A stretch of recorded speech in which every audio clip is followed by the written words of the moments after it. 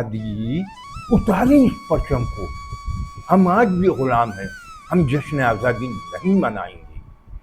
شجاع نے دادی کے ہاتھ سے سلا ہوا سبز ہلالی پرچم اتارتے ہوئے کہا، جو مفاد پرستوں کے بہکاوے میں آ کر پرتشدد مظاہروں میں بھی اب شامل ہونے لگا تھا۔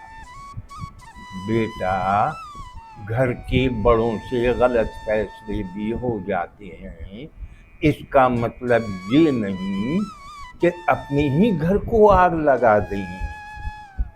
اپنی نم آنکھوں سے وہ پرچم کو چومتی ہوئی اپنے کمرے میں چلی گئی۔ صبح ان کی آنکھ کھلی تو حیران رہ گئی، چھت پر لہراتا ہوا سبز ہلالی پرچم انہیں خوش آمدید کہہ رہا تھا۔